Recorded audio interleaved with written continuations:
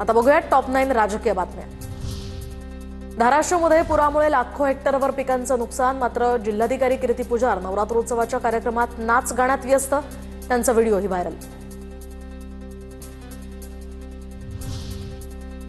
दरम्यान धाराशिव जिल्हाधिकारी कार्यालयामध्ये या संदर्भात शेतकऱ्यांचा राडा। जिल्हाधिकारी कीर्ती पुजार यांच्या विरोधात प्रतिकात्मक खुर्चीचं पूजन करून आंदोलन, कारवाईवरून पोलिसांसोबतही बाचाबाची।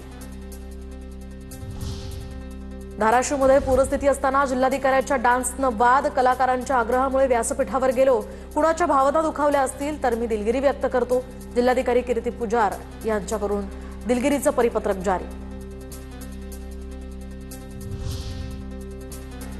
धाराशिवमध्ये विदारक परिस्थिती, सर्वांनी याचं भान ठेवावं। इथून पुढील सर्व सांस्कृतिक महोत्सव रद्द करा, ती रक्कम पूरग्रस्तांना द्या।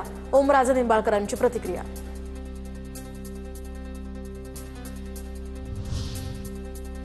तर व्यवस्थेवर अविश्वास वाटेल असं कोणतंही कृत्य करू नये, जिल्हाधिकाऱ्यांच्या व्हायरल व्हिडिओनंतर जयंत पाटलांची प्रतिक्रिया। सरकार सारखंच प्रशासन सुद्धा असंवेदनशील, धाराशिवमधील अधिकाऱ्यांवर काय कारवाई करणार? धाराशिवमधील जिल्हाधिकाऱ्यांच्या व्हायरल व्हिडिओनंतर संजय राऊतांची टीका। सरकार असंवेदनशील असल्यामुळे प्रशासन सुद्धा त्यापेक्षा वाईट पद्धतीने असंवेदनशील आहे। त्याच्यामुळे असे अधिकारी जे आहेत नाचतायत, बागडतायत। मंत्र्यांनी पाहणीचा देखावा केला, शेतकऱ्यांच्या इतक्या मोठ्या संकटाचं गांभीर्य ना सरकारला आहे ना प्रशासनाला, म्हणूनच कलेक्टर अशा प्रकारे नाचतात आणि त्यांच्यावर कारवाई व्हावी, काँग्रेस नेते वडेट्टीवारांची मागणी।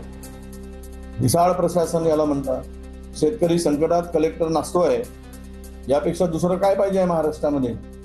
हेच दाखवतं यांचं गांभीर्य काय आहे। राज ठाकरेंचा उद्याचा लातूर आणि धाराशिवचा दौरा स्थगित, तर चॉपर लँडिंगसाठी राज ठाकरेंना परवानगी नाही, मनसेचे सरचिटणीस संतोष नागरगोजे यांची माहिती।